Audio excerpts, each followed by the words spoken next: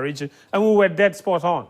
I think one of the things that have failed Namibia is the inexperience, and also I think Shalulile let them down.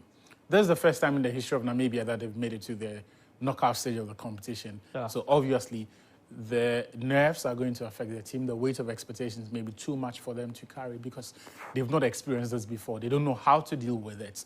But the bigger issue for me was Peter Shalulile and the chances that he's had in these tournaments, that he somehow almost always fails to put those chances away. What that means is that, and if you look at Namibia pre-tournament, 70% of the entire game plan is around Shalulile. Yes. Him, Dion Hoto tries to cover the chances for him, which he has, if you go back to the games that they've played in this tournament. But the ability to put the ball in the back of the net has simply been non-existent. And some of the chances that he has missed in this tournament has been criminal. Conversely, Angola are building on the expansive nature of the football that we've seen them play in the last 24 months. So when we watched them against Chris Hughton's Black Stars in that first game at the Barbara Sports Stadium around this time last year, and Ghana struggled to break them down. A lot of us faulted the Black Stars. To a certain extent, we were right.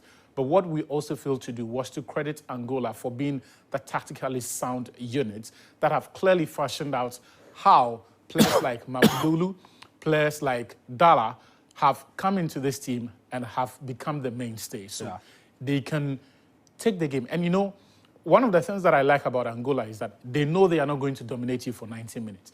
Matches are won in moments, and they know how to strike while the rod is hot. So they create those moments, get that between 60 to 90-second momentum. And sometimes in football, that's all you need. They get that, and they will keep pounding away until something gives. And I think in this game, they managed that quite well. And when the opportunities came, they took them without missing them. Listen, one of the things I absolutely loved about this Angola team, and this game in particular, is the way every single goal is scored. Yeah.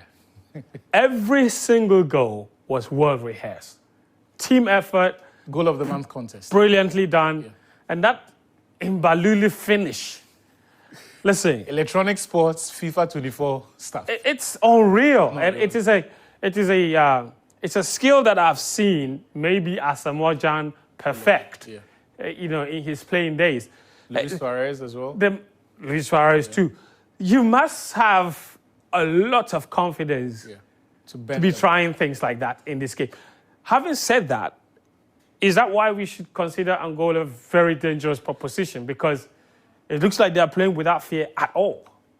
I think they will be dangerous for every team. When it comes to, look, in football, the most dangerous teams are not always the most talented teams, but there are those teams who are very tactically sound, well coached, have a significant appreciation of what the opponent brings on board and how they can create the right tactical context for their key players to thrive. If you watch the game on Saturday, they did not get into a lot of unnecessary duels. And that is one of the problems I have with our Black Stars and someone like Antoine Semenyo, and how, because of his size and his pace, he wants to get very physical.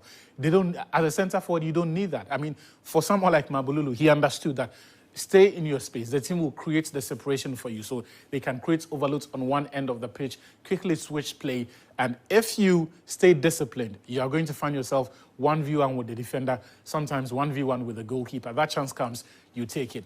And I like the fact that when you watch this Angolan team, when they realize that there's a chance for them to go on and express themselves against Algeria, we saw it, they didn't hesitate. Because, as I've said, football is played in moments. You're not going to walk into the game and dominate for 90 minutes. Even the greatest teams of all time don't have that. So when you get into your moments, you need to do everything possible to stay in that moment and, more importantly, maximize it. And if you've watched Angola, you'd realize that they don't create too many chances against the run of play.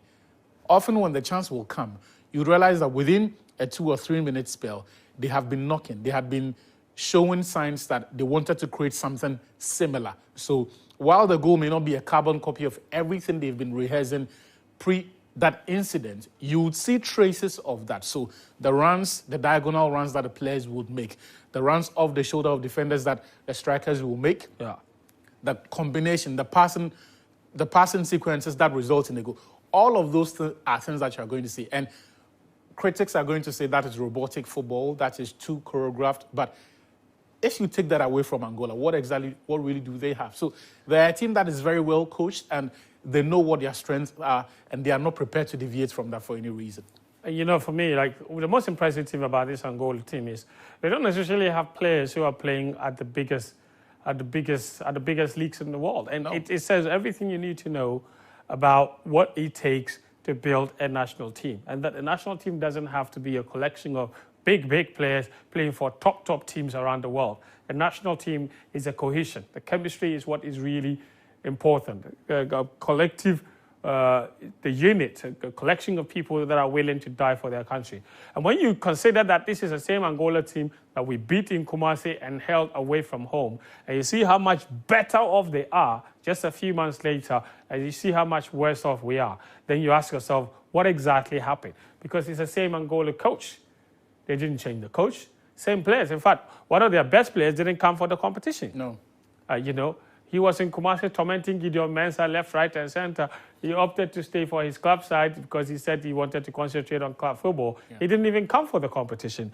And they pulled a player from Al Wakra in Qatar, Gelson Dalla. You see him, you think that he played some top-level football elsewhere. He plays in Qatar.